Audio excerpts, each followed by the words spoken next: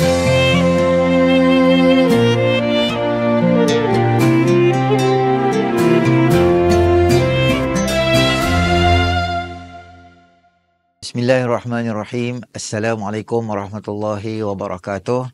Alhamdulillahirabbil alamin wassalatu wassalamu ala asyrafil anbiya'i wal mursalin wa ala alihi wa sahbihi ajma'in. Subhanaka la ilma lana illa ma 'allamtana innaka antal alimul hakim. Rabbi shrah li sadri wa yassir li amri wahlul 'uqdatam min lisani yafqahu qawli, amma ba'd. Apa khabar semua penonton Ibrah Ramadan yang dikasihi dan dirahmati oleh Allah Subhanahu Wa Taala. Pertamanya kita panjatkan kesyukuran kita, alhamdulillah kita berada di bulan-bulan Ramadan dan hari-hari Ramadan yang hebat dengan keberkatan, insya-Allah. Jadi pada hari ini kita akan berjumpa dengan tajuk yang baru. Nama dia adalah tajuk berkaitan dengan Khadijatul Kubra bintu Khuwailid radhiyallahu taala anha. Baik. Umum mengetahui bahawa Nabi SAW ni adalah manusia. Dalam akidah kalau kita belajar, Nabi ni ada a'radul basyariyah, benda-benda yang biasa yang manusia buat.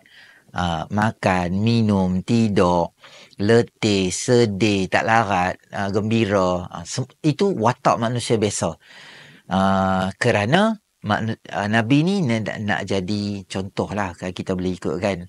Salah satu daripada contoh yang Nabi ada adalah Nabi juga berkeluarga. Semua Nabi-Nabi berkeluarga. Nabi Isa belum lagi. Nanti dia turun dia akan berkeluarga juga. Cumanya apanya kita ni, Nabi SAW bila menikah dengan seorang perempuan, maka auto, bukan manual, auto dia akan jadi Ummul Mukminin nama dia. Ummul Mukminin maknanya dia macam mak pada orang beriman. Semua mak. Mak tu halal ke mana? Bolehkah kami salam dengan isteri-isteri Nabi ni, boleh salam ke? Bolehkah kami tak pakai tudung sebab dia kan mak kita? Bolehkah dapat harta warisan? Kata Syekh Karim Zaidan dalam kitab dia Mufassal fi Ahkamil Mar'ah wa Baitul Muslim, tang mana yang kata Ummul Mukminin lebih tang mana? Lebihnya dia, hebatnya dia tang satu benda apa dia? Kita tak boleh kahwin dengan dia. Selepas wafatnya Nabi SAW tak boleh kahwin dah. Itu dia kekal relevan sebagai mak kita orang beriman sampai meninggal dunia. Dalam Allah Ta'ala sebut dalam surah Ahzab, A'udzubillahi minasyaitanirrajim, wa azwajuhu ummahatukum, dan bermula isteri-isteri Nabi itu macam level mak untuk kamu. Jadi mak. Okey, dalam Islam ada Nabi SAW berkahwin yang pertama ketika Nabi umur berapa? Nabi SAW umur 25 tahun. Ini kalau boleh kan, nombor-nombor yang penting-penting ni kita kena ingat lah. Nabi menikah bila, Nabi dapat wahyu bila, Nabi meninggal bila, kena tahu juga kan. Ramai orang kita tanya Nabi meninggal bila. Tak tahulah Ustaz, Nabi dah meninggal, saya pun tak tahu Nabi meninggal bila. Tak boleh macam tu. Maksudnya akidah tu tak apa kemas lah. Nabi menikah umur 25 tahun. Kahwin dengan siapa?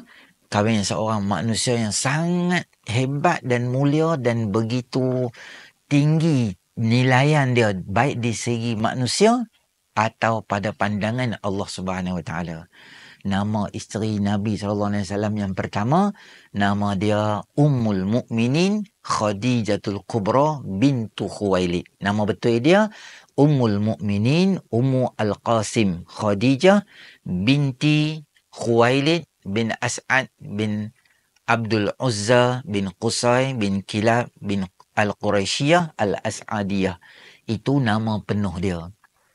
Siapa dia? Dia ni adalah seorang isteri yang Masya Allah, manusia yang sangat hebat kerana beberapa benda. Antaranya adalah apa? Kesemua anak-anak Nabi SAW adalah hasil perkongsian hidup dengan Khadijah. Kecuali baby kecil je, baby boy tu, nama dia adalah Ibrahim. Itu hasil perkongsian dengan siapa? Dengan nama dia adalah Maria Qibtiyah. seorang hamba, kemudian dikahwin oleh Nabi SAW, ada dapat nama anak, nama Ibrahim, baby lah. Tapi Ibrahim tu pun meninggal masa kecil juga. Qasim ni anak sulung. Sebab tu Nabi SAW digelar Abul Qasim. Dan Aisyah dan Khadijah juga digelar sebagai Ummu Al-Qasim, mak kepada Qasim. Mak kepada Qasim sebab anak sulung tu nama Qasim lah. Dan tuan-tuan muslimin rahmati oleh Allah Subhanahu Wa Taala, Khadijah ni dia bukan calang-calang insan yang hebat. Dia ni sebelum daripada menikah dengan Nabi SAW ni, dia memang orang yang sangat berkarisma. Orang yang sangat ada nama dalam masyarakat ni. Bukan disebabkan dia kaya, yalah, kaya saya kita cerita juga. Cuma dia ni memang perwatakan dia jenis tegar, perwatakan dia jenis orang yang takkan buat main, orang hormat lah. Orang letak macam sebagai satu penghormatan yang tinggi pada dia. Dia ni dia sangat kaya. Dia bukan meniaga biasa-biasa, meniaga online. Kata tak, dia punya meniaga tu, level dia tu, dia ada kapal yang dia boleh fund duit untuk orang pergi meniaga. Bukan meniaga dalam, meniaga di luar negara tu.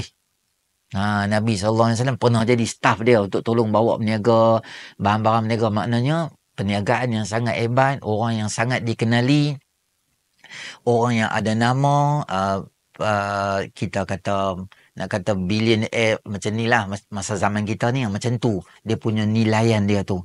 Dan orang sangat menghormati Khadijah radhiyallahu ta'ala anha.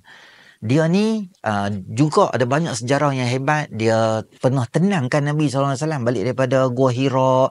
Nabi nampak macam seriau, takut tengok tengok nama dia adalah Jibril alaihissalam. Nabi kata Zammiluni, tolong selimutkan aku. Khadijah dia tak cakap apa. Dia tutup sembunyi, tutup badan. Dia tak apa, abang jangan risau. Abang selalu tolong orang susah. Abang ni ajak orang buat benda yang baik. Dia cerita kebaikan Nabi SAW sehingga dia tenangkan Nabi SAW. Kemudian bawa pula jumpa pakcik dia Waraqah bin Naufal yang pandai bab-bab Injil Taurat ni, sehingga Waraqah bagi tahu satu masa nanti orang akan keluarkan kamu daripada sini. Nabi macam tak percaya lah. Dia kata, awal mukhriji hum hana, aku ni kena keluar ke? Aku ke? Maksudnya aku ni orang sayang, orang panggil Al-Amin. Maka kata Waraqah bin Naufal, demikianlah semua Nabi-Nabi macam tu juga. Kalau mereka main bawa risalah, macam itulah mereka kena marah dengan kaum mereka. Kata Waraqah bin Naufal. Cuma Waraqah kata, kalau aku hidup masa tu, aku akan bantu kamu untuk buat kerja Islam ni. Itu Khadijah radhiyallahu ta'ala anha. Tapi sebelum nikah dengan Nabi SAW, Khadijah ni pernah ada pengalaman berkeluarga. Yang pertama, kahwin dengan Abu Halah. Abu Halah bin Zurarah At-Tamimi. Kemudian menikah pula dengan seorang yang bernama dia Atiq bin Abid bin Abdullah bin Umar Al-Makhzumi. Dua orang, maknanya dua suami sebelum daripada itu, kemudian baru bernikah dengan Nabi SAW. Macam mana bibit-bibit kita katakan apa, mula berkenan tu macam mana? Sebab sebelum ni Khadijah banyak je bagi bisnes ni untuk orang lain, supervise bisnes tu untuk pergi ke tempat lain. Tapi tak ramai yang boleh bawa hasil perniagaan yang luar biasa. Tapi bila bagi tanggungjawab supervisor ni dekat Nabi SAW, Nabi meniaga ni sangat baik. Orang nak tukar barang, kira macam senyum niaga. Kita orang meniaga garang lah. Nabi tak, Nabi bagus meniaga macam tu, orang main. Jadi keuntungan berlipat kali ganda. Dapat double, triple, double macam hebat sangat dah ni. Dan Maisarah yang teman dalam perjalanan tadi pun bagi tahulah laporan perangai baik, bagus, tak amanah ketika berniaga. Semua benda ni menyebabkan Khadijah ni dia ada sedikit rasa macam memang calon yang sesuai sangat lah. Sebab apa? Sebab dengan baiknya, dengan pandainya, dengan ada namanya di kalangan masyarakat. Orang pun sebut Muhammad SAW ni, orang kafir Quraisy pun mereka akui kebaikan. Yang kata akui kebaikan Khadijah radhiyallahu ta'ala anha. Tuan-tuan muslimin rahmati oleh Allah SWT. Jadi isteri seorang Nabi ni bukan kerja senang. Maknanya terpaksa berhadapan, kongsi susah, suami sebagai Nabi kena belasah, kena marah, kena pukul dan sebagainya, itulah tempat luahan perasaan. Khadijah ni dia bukan sekadar isteri saja, bahkan dia lebih pada kawan, isteri, motivator dan sebagainya. Banyak kehebatan dia. Jadi tuan-tuan muslimin rahmati oleh Allah, insya-Allah kita akan jumpa lagi satu lagi siri berkaitan dengan Khadijah yang sangat hebat. Nabi puji dia, Nabi teringat-ingat kat dia. Kita jumpa, kita akan cerita lagi berkaitan dengan Khadijah. Assalamualaikum warahmatullahi wabarakatuh.